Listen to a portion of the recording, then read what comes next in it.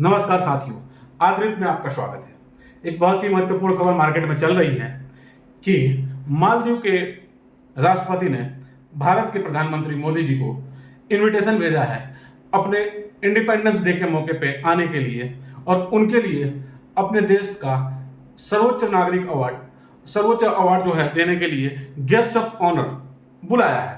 क्या है इसके पीछे की कहानी, क्यों ये स्थिति आई जो इंडिया आउट कैंपेन के साथ अपनी चुनावी यात्रा शुरू करने वाले मोइजू आज इस परिस्थिति में आ गए कि मोदी जी को गेस्ट ऑफ ऑनर देने तक पहुंच गए। आइए इस विषय को विस्तार से समझते हैं और जानने की कोशिश करते हैं कि कौन सी नस उनकी दबी, कैसे भारत ने उनका गर्दन पकड़ा और घसीट के उनके घुटनों पर लाया।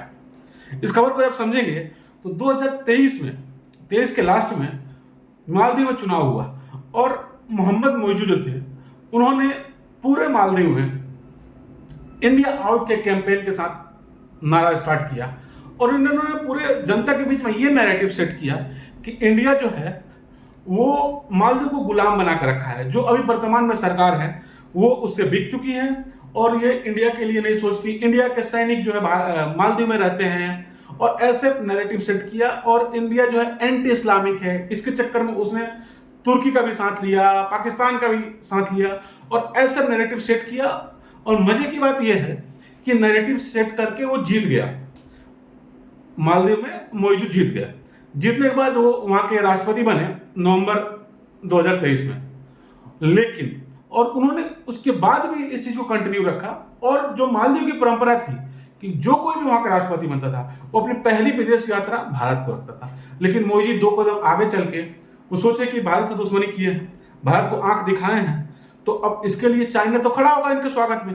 वो पहली यात्रा अपनी चाइना पर चले गए और पूरे जनता को ये नैरेटिव दिखाया कि देखो हमने भारत को आंख दिखाया। और भारत के भी अपोजिशन के लोग उस समय पूरा कहे कि इत्तू साहब जिसकी 2 कौड़ी की औकात है भारत के सामने, अगर देहाती की भाषा हम बोले, गांव की भाषा हम बोले, तो तुच्छ सा औकात है मालदीव की भारत के सामने। मतलब भारत के एक जिले की आबादी भी, कई जिले हैं भारत में जो उससे कई गुना ज्यादा सक्षम है, लेकिन वो ऐसे मार्केट में सेट किया कि भारत को हमने देखो बुली किया और मतलब हर तरीके से मार्केट में नैरेटिव सेट करने में कामयाब रहा। और उसमें अपोजिशन का भी साथ मिला कि देखो मालदीव जैसा देश जिसकी आबादी महज लगभग 6 लाख के बराबर है, वो भारत को आंख दिखा रहा है और भारत को झुकना पड़ रहा है। और ये बात प्रधानमंत्री को भी खटकी, इसलिए उन्होंने मालदीव को डुबाने के लिए सिर्फ एक सिंपल सी लक्षद्वीप की यात्रा की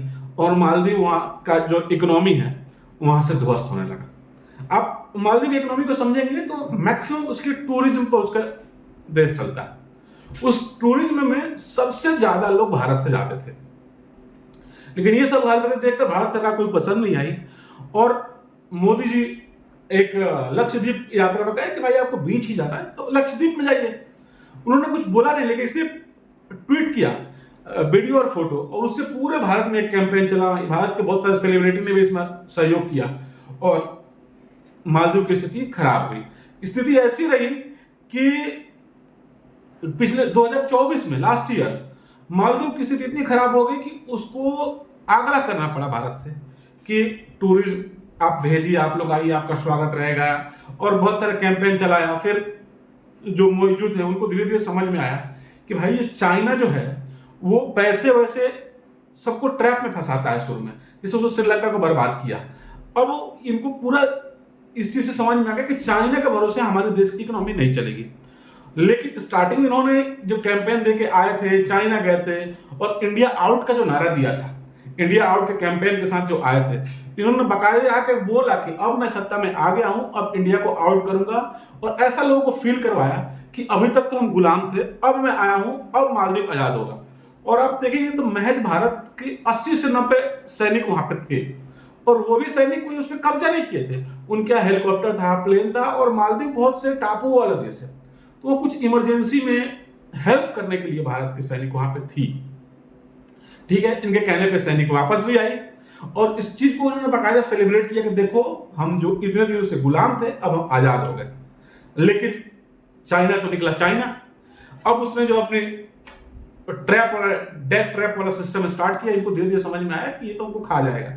और धीरे आप अगर इसको समझेंगे, मालदीव के लोकेशन को देखेंगे, तो आप ये चीज पे इस निष्कर्ष पे पहुंचेंगे कि मालदीव हमारे लिए भी जरूरी है, क्योंकि हमारे पड़ोस में आके कोई अगर दुश्मन देश बैठ जाए, चाइना आके बैठ जाए, तो वो हमारा जो ओशियन है उसमें पूरा प्रॉपर वॉच कर पाएगा। तो हमारे लिए खतरा है।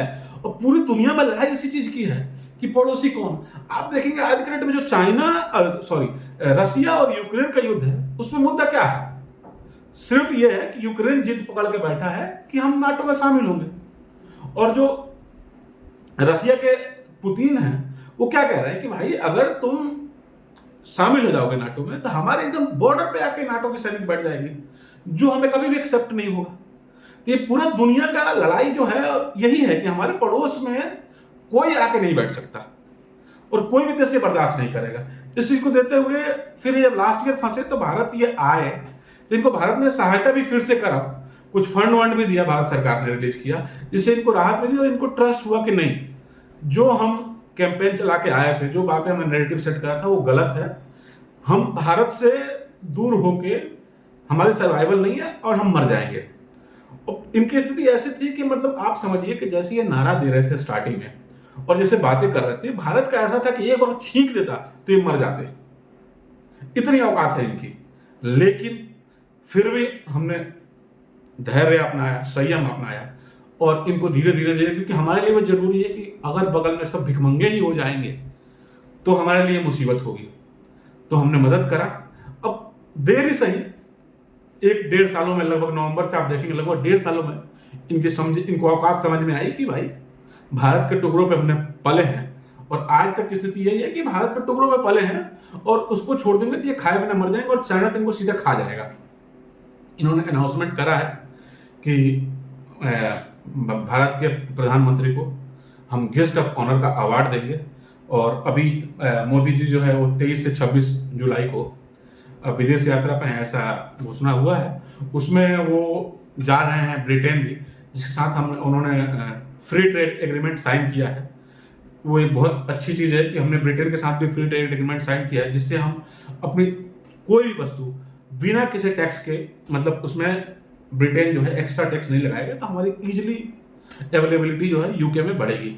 और मोइजो भी शायद ये फ्री ट्रेड एग्रीमेंट इनके साथ साइन करेंगे, तो वहाँ भी अपनी चीज़ें जो है बिना टैक्स के भेज सकते हैं। और इससे ये एक बहुत बड़ी स्ट्रेटेजिक जीत है भारत के लिए। और विपक्ष वाले तो अब जो मोदी जी के विरोधी हैं वो तो अब कुछ बोल नहीं रहे हैं और बोल भी नहीं पाएंगे, क्योंकि उन्होंने बहुत घेरा था उस समय प्रधानमंत्री जी को, और इसमें भी घेरा था और बांग्लादेश के भी मुद्दे पे घेरा था। शेख हसीना भले भारत में आकर बैठी हुई हैं, यह आप अगर देखेंगे तो हमारी जीत है।